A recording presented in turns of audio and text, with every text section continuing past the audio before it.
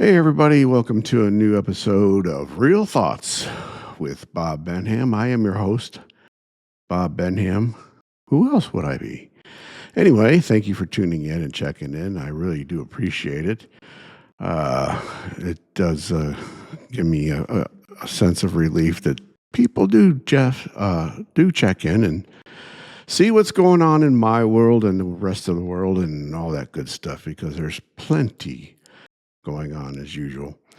Um, this episode, I really haven't kept up with the news here lately. I had to take a break because it's just been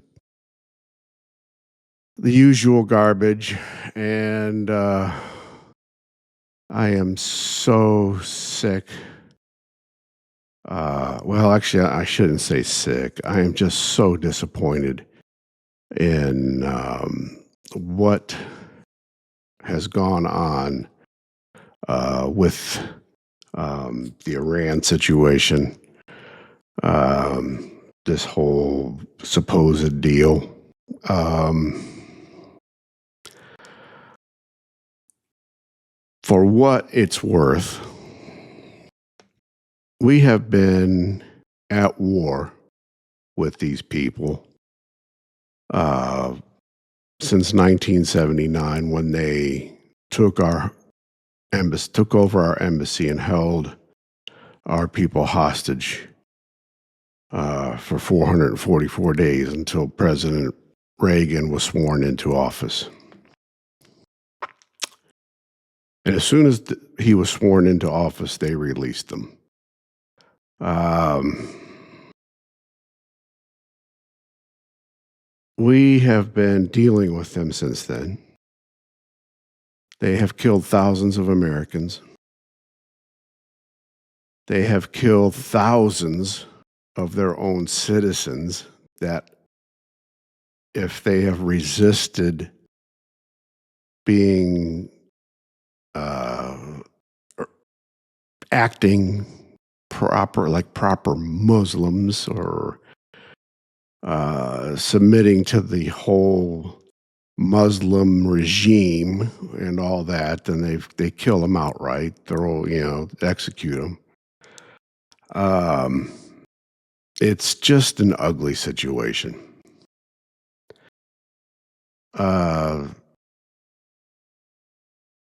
I don't. This whole thing. President Trump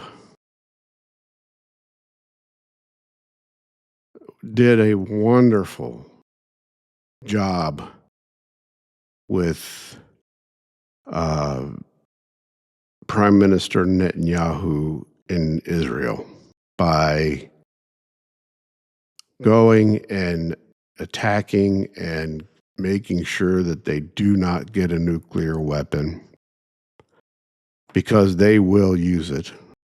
And there would be chaos because of them having it. This, by our military going and executing those orders to destroy their nuclear sites, was a great move. Having Israel take out the Iranian leadership, I'm talking about the Muslim leadership, because they had the intel to do it, was great.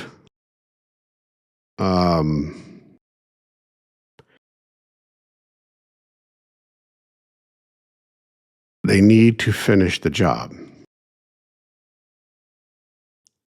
This agreement thing is, I, this is just,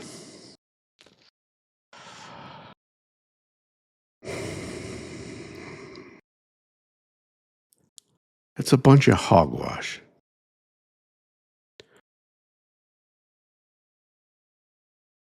Iran is masters at making delays happen,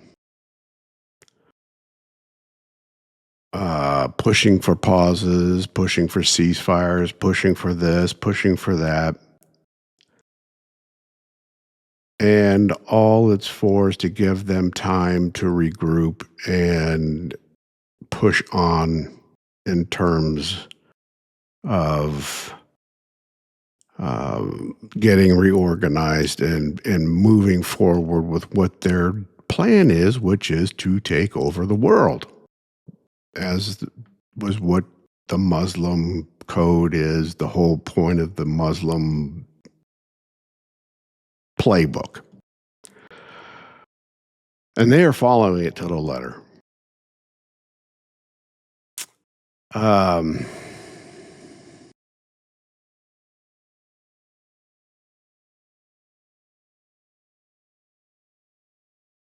we cannot make peace with them. It will never happen. They will lie through their teeth, um, but to say, "Oh yeah, we're going to make peace with you. We want that to happen. Um, we want all this garbage. Blah blah blah. We'll do this. We'll do that." They'll say whatever it takes to make you happy. The ink won't even be dry, and and they will break it. I'm here to tell you that is exactly what is going to happen.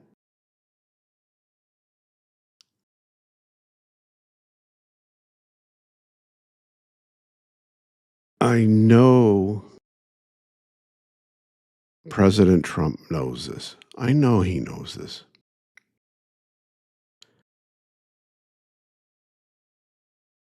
I know he wants peace.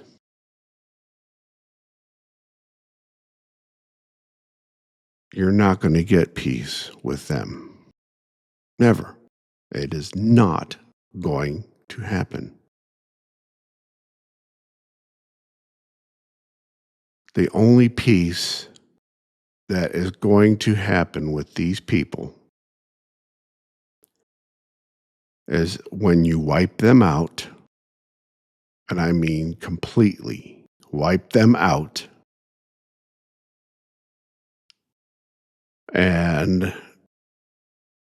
have a new government set up there with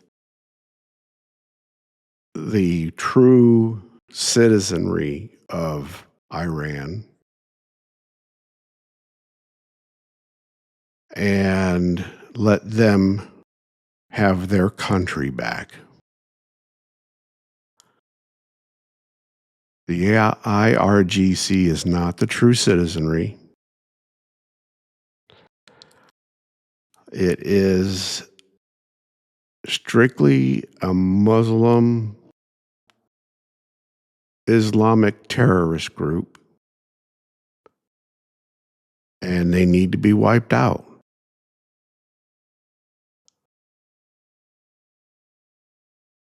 That's that's the whole point. That's all. Period. Playing games with them, playing this whole uh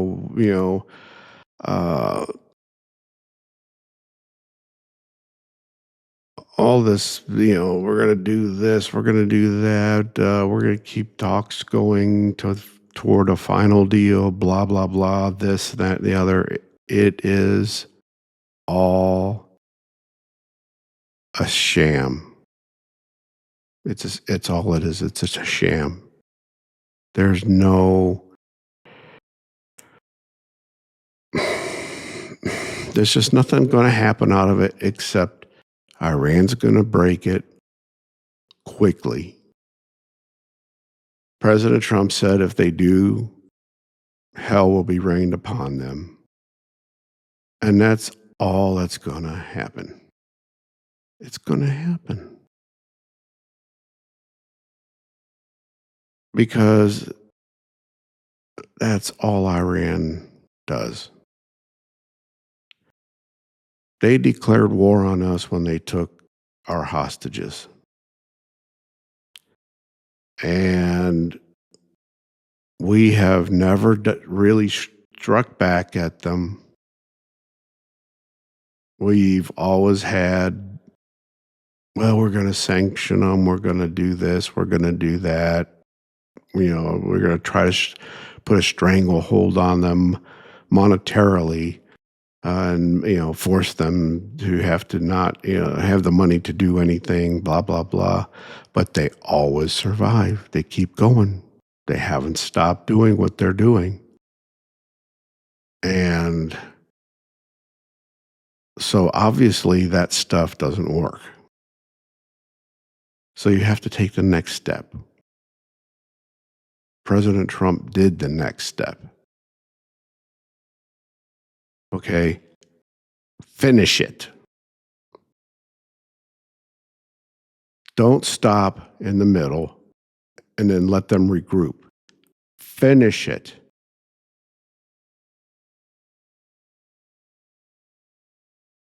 We can't let this go on. We can't. Because all that's going to happen is you're going to leave them in place. You're going to leave the IRGC there. You're going to leave the Ayatollah or whatever there. And it's all going to just start building little by little, all back up again. And they're going to continue funding Hezbollah. They're going to continue funding Hamas. They're going to continue funding whoever the hell that their proxies are. And they're just going to, and it's just going to continue. It's going to continue. It's not going to stop. Because that's just who they are.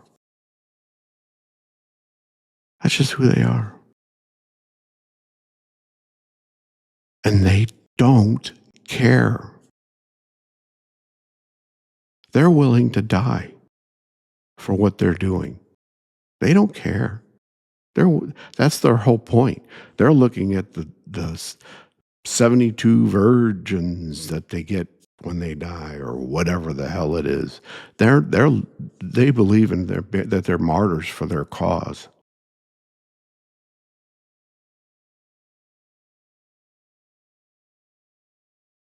And my idea is, hey, make them martyrs.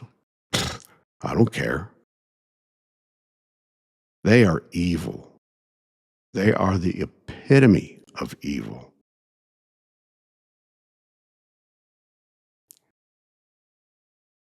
And all the Democrats in this nation, in the United States, they are just as evil as they are, because our Democrats support them.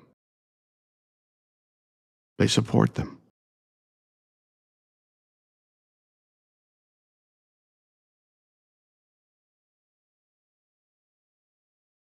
You hear it all the time. Oh, this is an illegal war, blah, blah, blah, blah, blah, blah, blah. That's support for the enemy.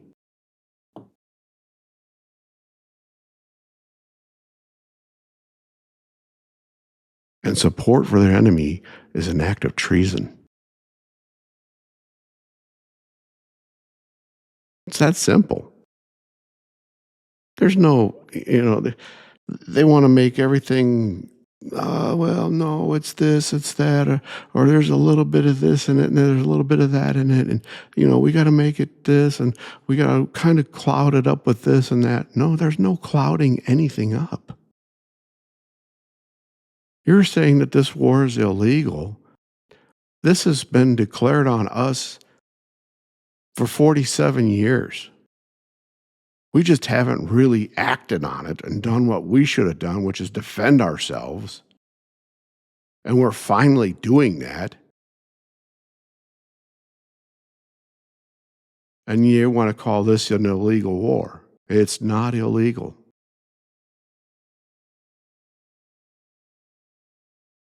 We finally stood up and defended ourselves.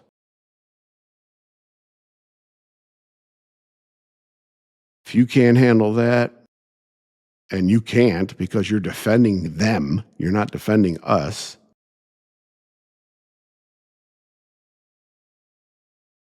The Democrats are so far against the American people. It's just an incredible thing.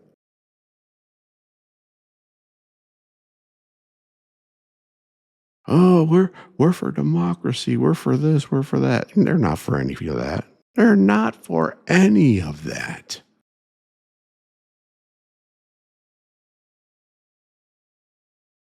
They're for one thing: perpetual power. Perpetual power.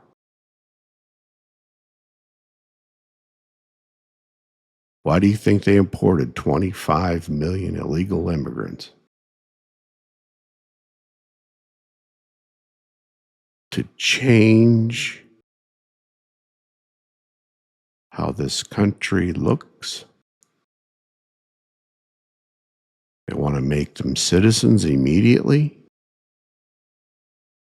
because that's 25 million more Democratic votes. Perpetual power.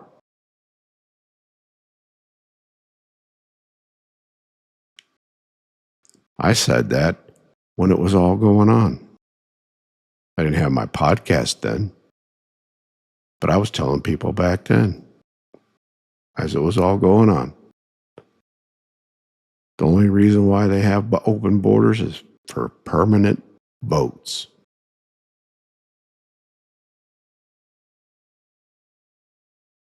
It's not about them doing jobs Americans won't do work, or any of that crap. That's all a bunch of BS. It's all about permanent votes and permanent power.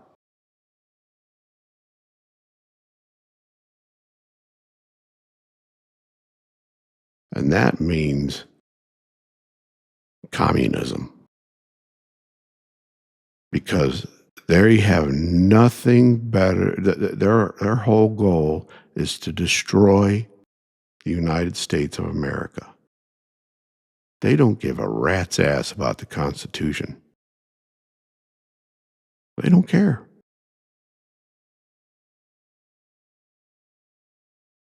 I remember back when I was younger, the Constitution is a living, breathing document. It's there for change. It's there to be updated as we live because it's a living document, and that's all that they kept saying. It's a living, breathing document. It needs to be updated and change. What's written is not really written in black and white. It's there to be interpreted, so it's up to date. No, no, no, no, no. It is in black and white. And there's a reason why it's in black and white.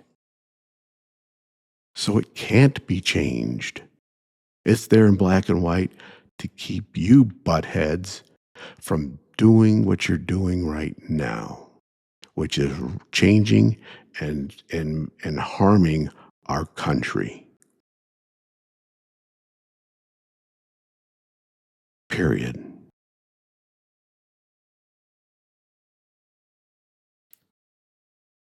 I have no use for you Democrats at all. None.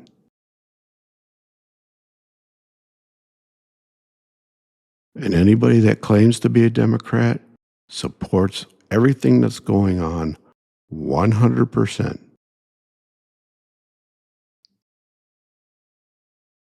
You can't tell me otherwise. You can't.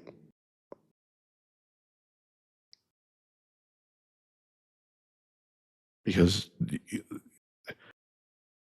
if you say, I'm not, I'm a Democrat, then all this crap that's going on with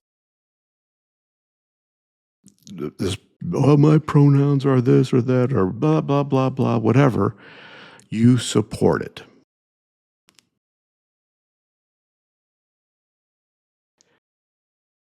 And that is so immoral, it's not even funny.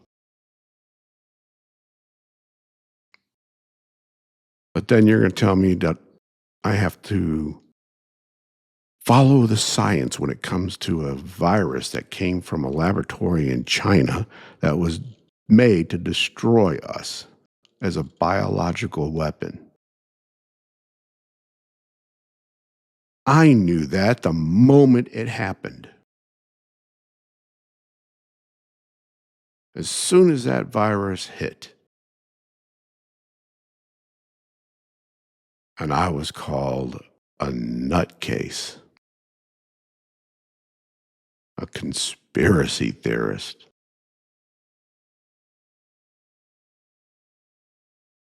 And you know what? I'm getting the last laugh out of that now because I knew what happened. I knew what was going on.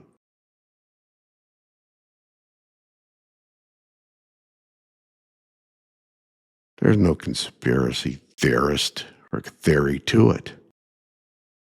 It wasn't hard to figure out.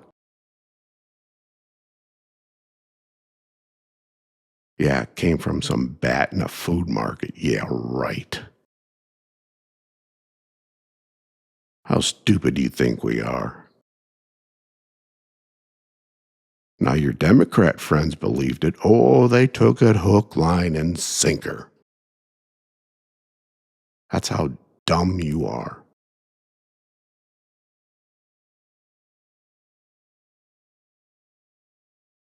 You're going to believe anything that your leaders say. Oh, well, yeah, that makes sense to me. No, it doesn't. No. Obviously, you have no concept of logic.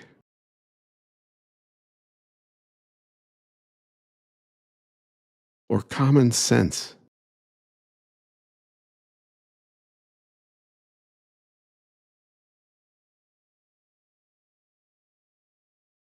Unreal.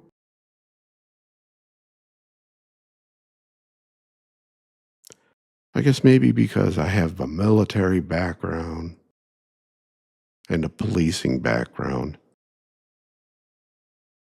that might have helped me understand what really happened there.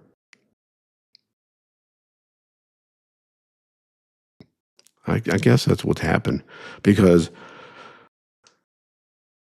as soon as they talked about this virus, I knew what happened. I knew it. I didn't care about people calling me a conspiracy theorist because I knew it. I stuck by it.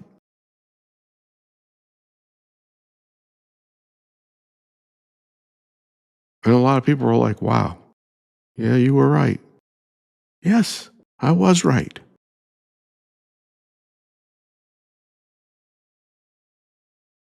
And all this crap of follow the science, get the jab, blah, blah, blah, blah. No, there's no way. I mean,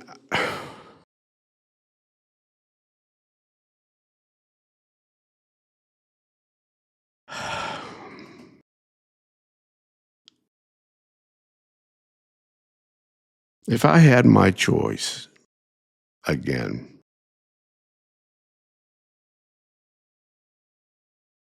whether or not of taking that damn jab of that freaking stupid so called vaccine, I wouldn't have done it.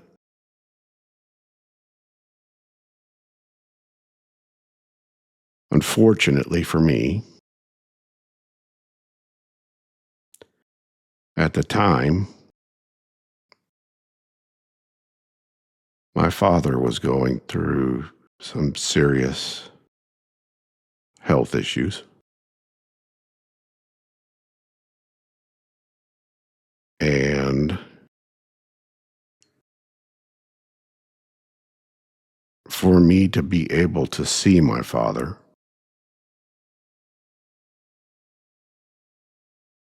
I had to have the damn jab, that damn vaccine, to be able to see him.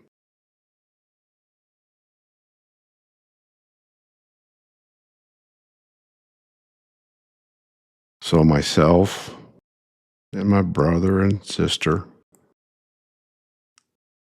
all three of us, had to take that damn shot against all of our will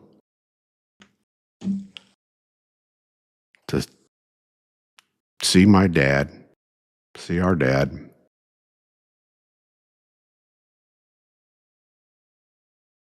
to make sure that he was getting the treatment that he needed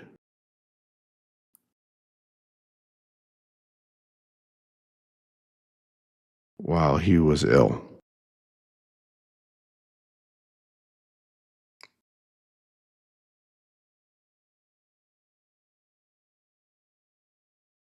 And as a result of that damn jab,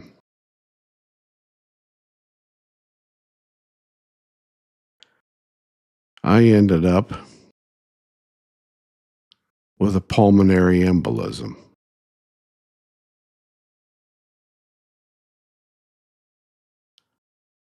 An unprovoked pulmonary embolism.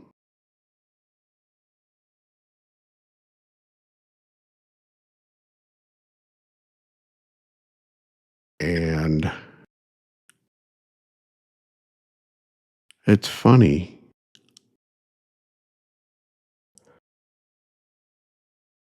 they did, I went to a hematologist right after that, and they did all kinds of blood tests on me to see if I had some kind of clotting disorder or something that would have caused it. Everything came back negative. So what caused the pulmonary embolism?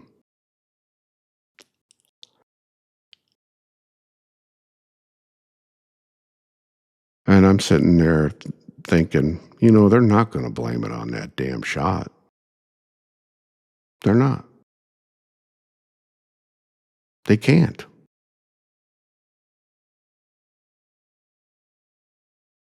And I'm sitting there, I'm looking at all these people, young people, athletes, all these young people that had to take that shot to be able to compete in all these leagues and this and that and the other. And they had to take that shot. And they are dying of coronary or cardiac arrest, coronary stuff, uh, lung issues, this, that, and the other. And they had clean bills of health. How and why? With all these diseases, all these out of the clear blue. How? How are they having these issues? Why are they having these issues? Nobody's saying a word. Nobody.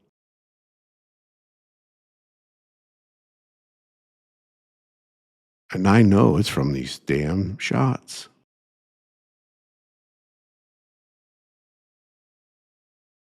They give a little, oh, well, yeah, there's side effects from, now they're saying there's side effects from these shots that, well, there's possible, you could possibly have something, this or that, blah, blah, blah, blah.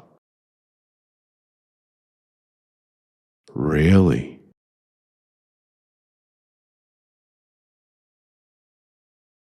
How many deaths were caused by this shot that's not recorded?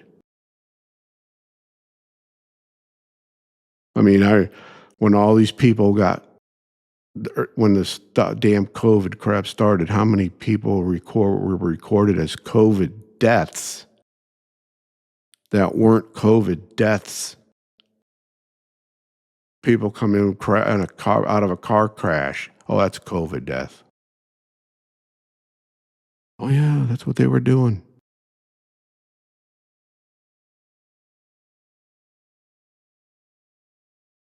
They had to make the numbers higher than what they were. The hospitals were forced into it because they got more money. Follow the science. Science wasn't there, people. It wasn't there.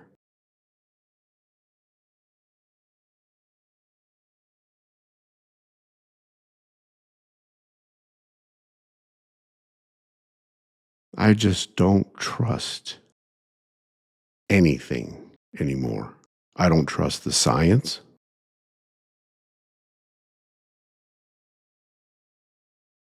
I don't trust the media. I don't trust anything.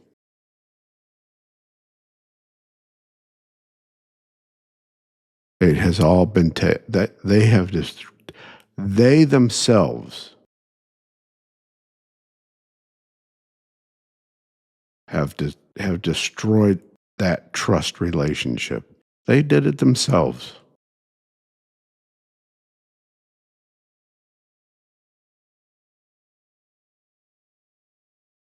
All this big pharma crap you see every other commercial on TV, if not every commercial, has some kind of stupid freaking drug they're advertising. What? Why are they advertising drugs on TV?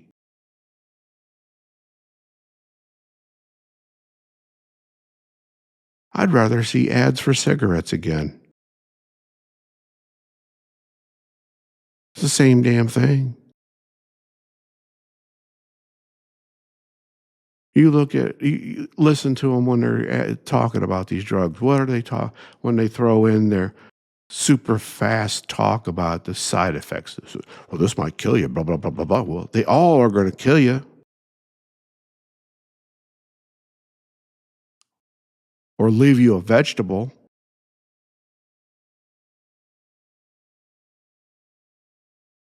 None of these drugs are good. And why? Because they're poisoning us with our food. You go into a supermarket and read some of these food labels.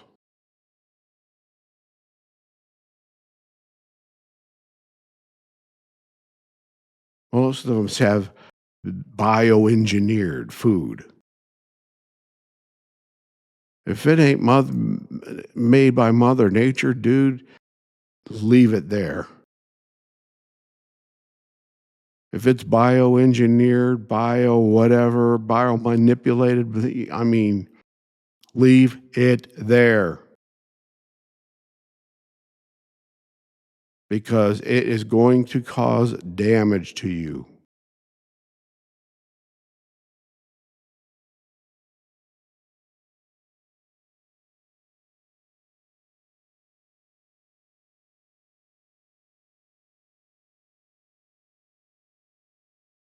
They have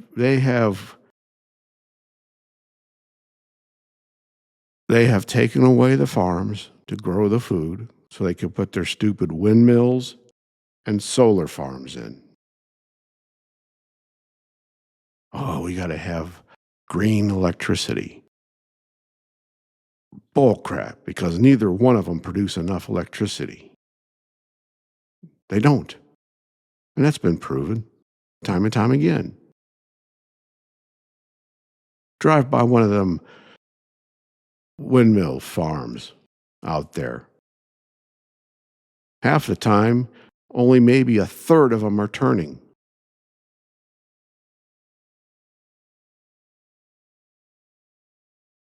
I've been by them hundreds of times when I was traveling out west. I watched how when they were being all put up, they're an eyesore, huge eyesore to a once beautiful drive. I used to love driving out there because the scenery was just awesome, just beautiful. And now you look out there and there's windmills everywhere on top of plateaus and stuff like that that just used to take your breath away when you drove. And now you got to look at those damn windmills everywhere. And you're like, well, that just ruined that beautiful scene. And then you got solar panels. You look around, there's them things just laid down everywhere. Ugly as hell. And they take away all that farmland.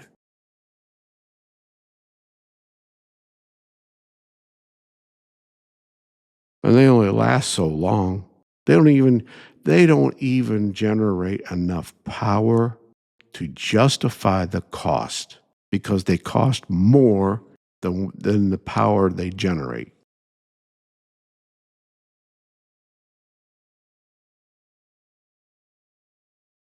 You're never going to recoup the cost. That's why they're government subsidized,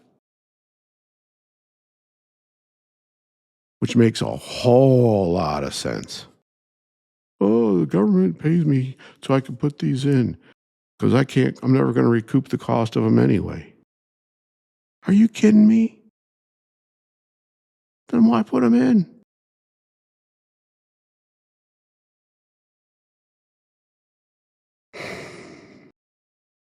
Our government is so corrupt. So corrupt.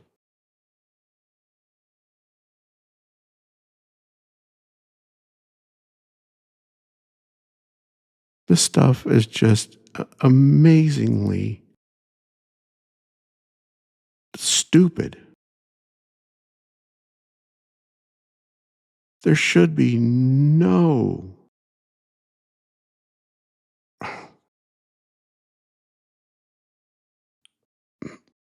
the government shouldn't be subsidizing any of that stuff. Nothing.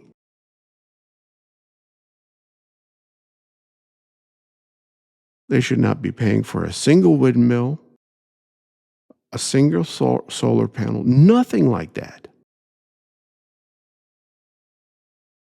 If these idiots want to put that stuff up, let them pay for it themselves. And if they don't make a dime off of it, that's their problem.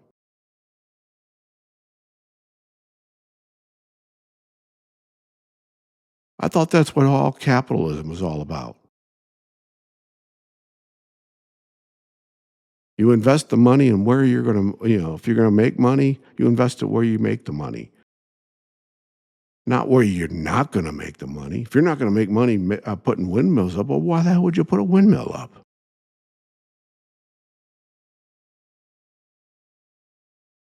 Or a solar panel? It don't make any sense to me.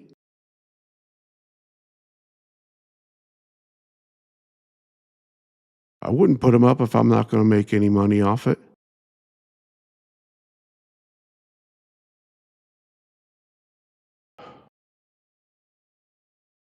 Just does not make sense.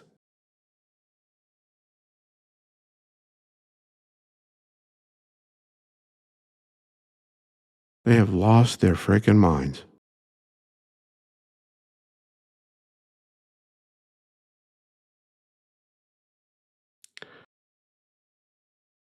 I don't know. It just doesn't make so much of this stuff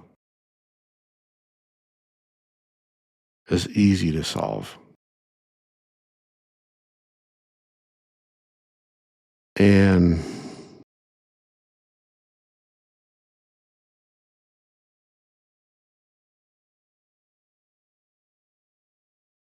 We have so many people in our government that are just there's so much they're just so involved with the whole power bubble thing that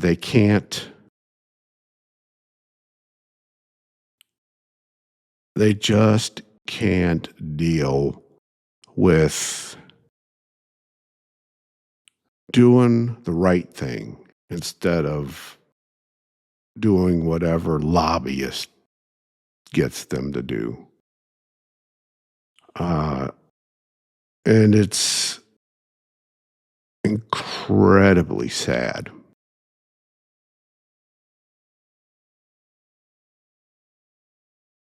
I don't even know. I mean, there's no. We're so the way our government is. It's so far gone that there is. I don't know how we fix it. Everybody said, "Well, vote him out of office." That is one way to do it, but we have too many idiots and dumb people in this country that just automatically vote for that same person because they recognize the name and they don't know anything about the person that's in office nor the candidate that's running because they don't follow anything. And they just know that who's in there they're going to stick with. So they vote for the same person and we get the same result all the time.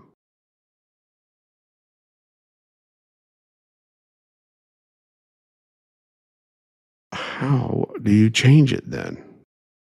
Other than stepping up and having the people say, enough's enough. We're done with you. We need something new. You're out of here.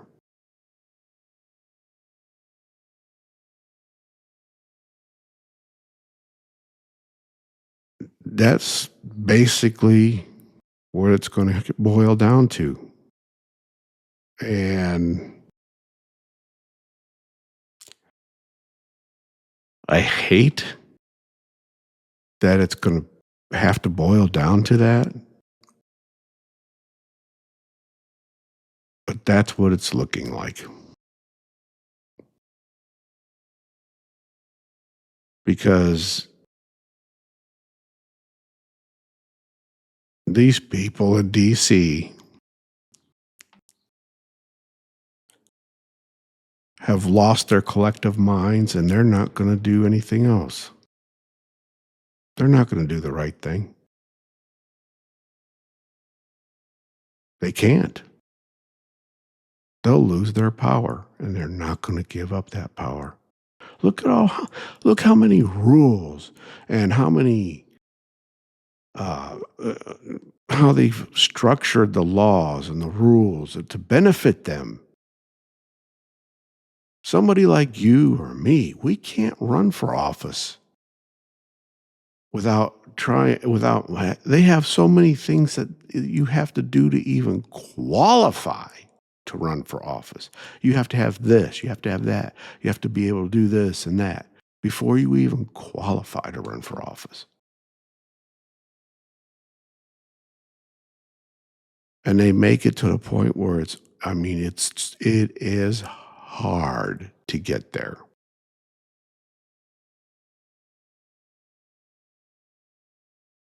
And it's all built to their benefit for what?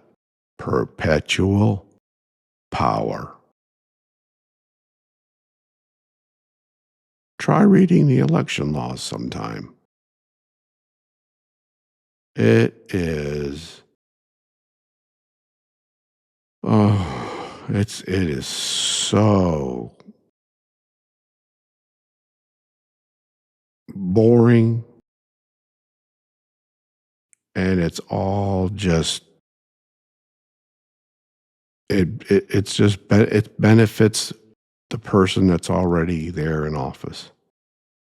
And if you're lucky enough to have the money, because it takes a lot of money to run for office, and that's where everybody gets bought,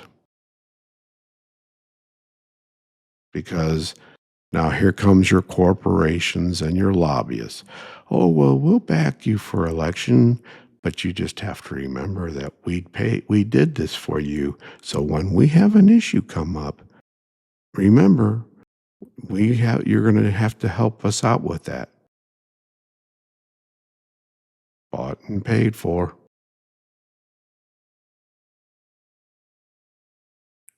That's how it works.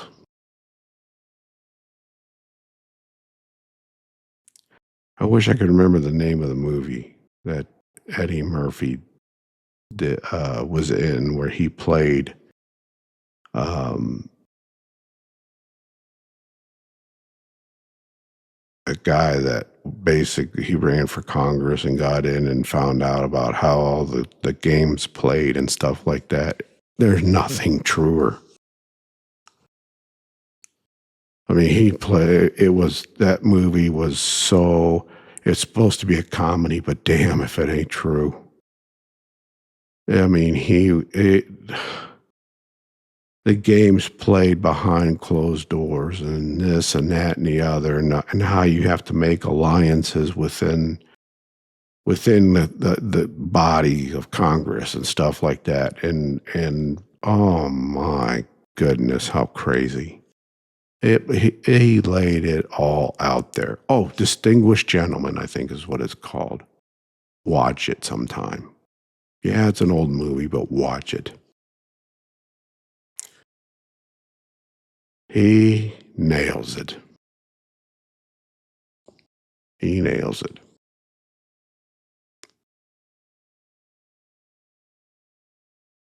It is nuts. It is nuts.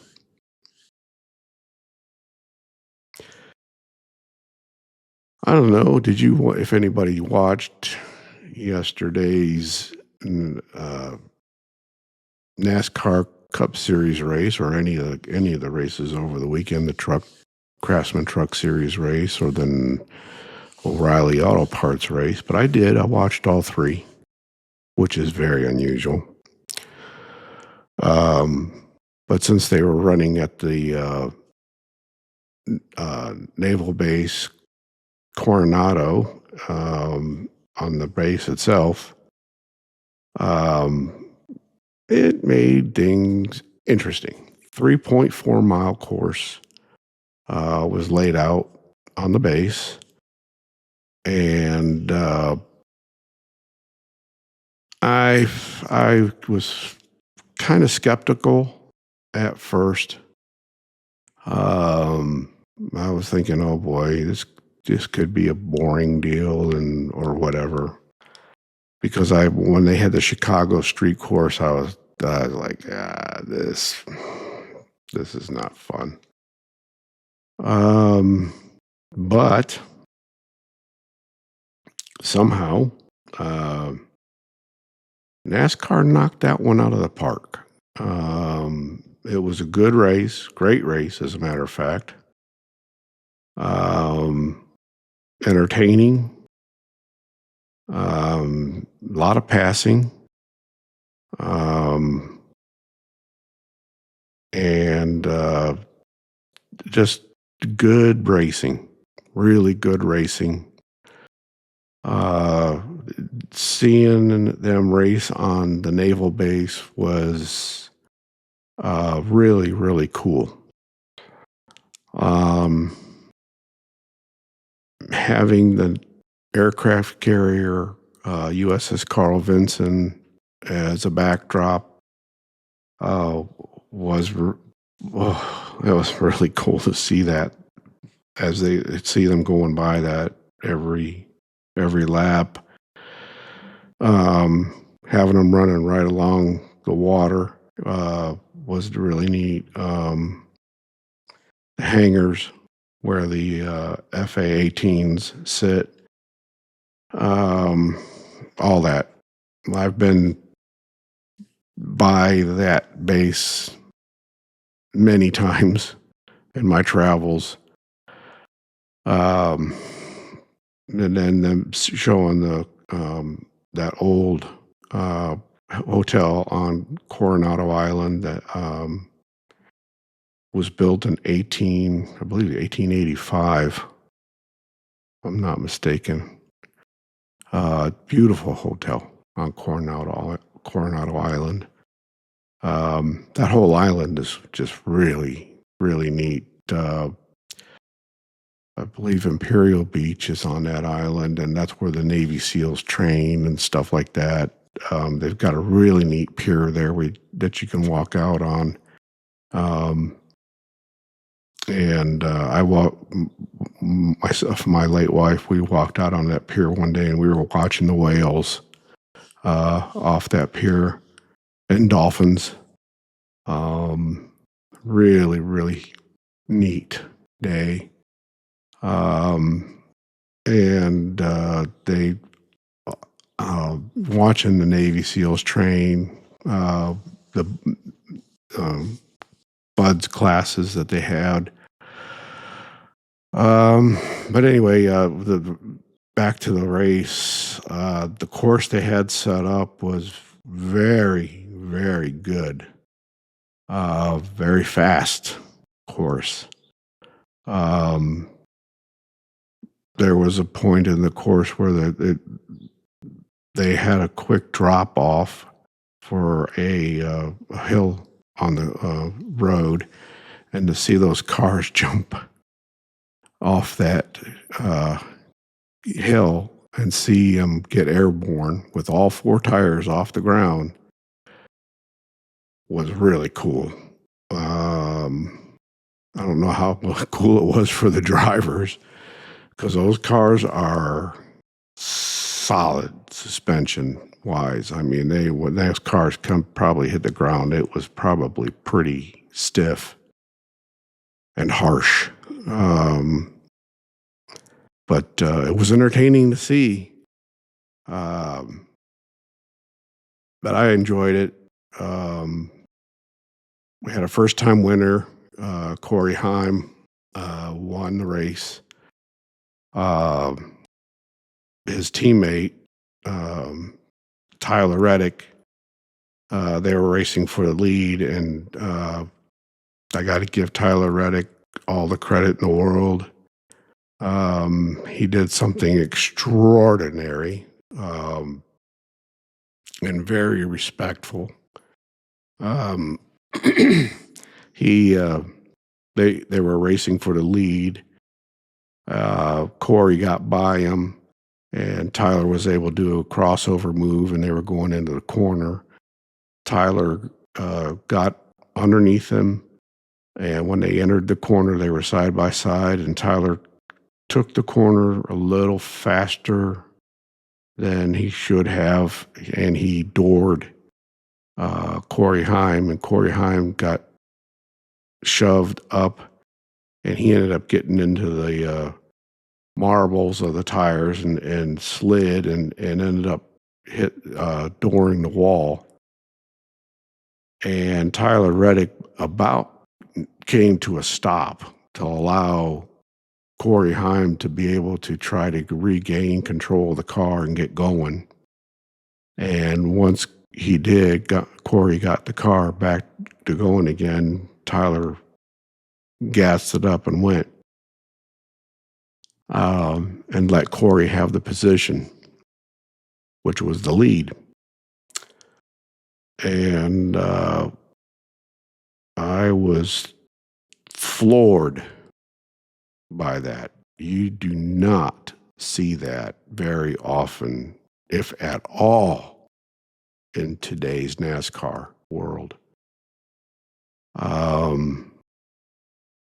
So I got to give huge kudos to Tyler Reddick for doing that. Um, and Corey Heim is a good kid. This was his 13th Cup race, and he's got his first victory. He starts racing full time in the Cup Series next year. So he'll be running for Rookie of the Year, and that ought to be fun to watch. I think he's got the talent that he needs to be up in the Cup Series. Anyway, so that was a good race. All three races were really, really good. They stayed all three races pretty much. They were right on top of each other the entire race. Nobody really spread out very much, except toward the end of the Cup race. There was a pretty good lead built up by Heim and Tyler Reddick, but the rest of them, they were all pretty bunched up, and that was really a lot of fun to see. They were racing hard against each other. So anyway, that was entertaining. And it's been a while since I've been on here. I want to congratulate the Carolina Hurricanes on winning the Stanley Cup. They played their tails off. It was fun to watch that. It was neat to see Rod Brindamore get the cup as a coach now. The last time he had gotten the cup was when he was a player for the Carolina Hurricanes back in 2006. So 20 years later, as a coach, he's getting the cup. So congratulations to him too. It was a really entertaining series against Vegas. So it was good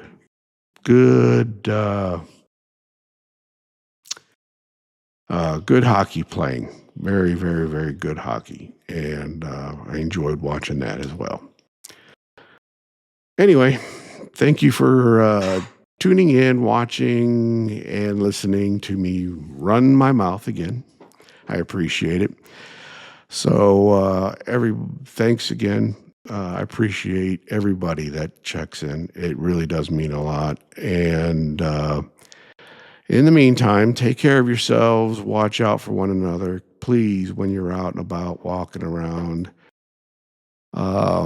keep your nose out of your phone. Be aware of your surroundings. There's a lot of bad people out there, and they would like nothing better than to take advantage of you if you have your nose in your phone and not watching what's going on. If you see something and somebody gets hurt or whatever, please take care of them too. Help people. Don't just walk away and see something and leave it alone. Please just be there for each other. We need to do that right now. So with that, God bless you. God bless these United States of America, because we are it. There's nowhere else in this country to go to if things go bad. We're the last bastion on this earth to have the freedoms we have. And I will tell you, as a 60-year-old man, if it goes bad, I'm going to be right on the front lines to defend it. And I will defend this Constitution to my death. So just know that. Please take care of yourselves. And until next time, you have been watching Real Thoughts with Bob Benham. I am Bob Benham. Thank you so much again. I do appreciate it. Take care of yourselves, and bye bye.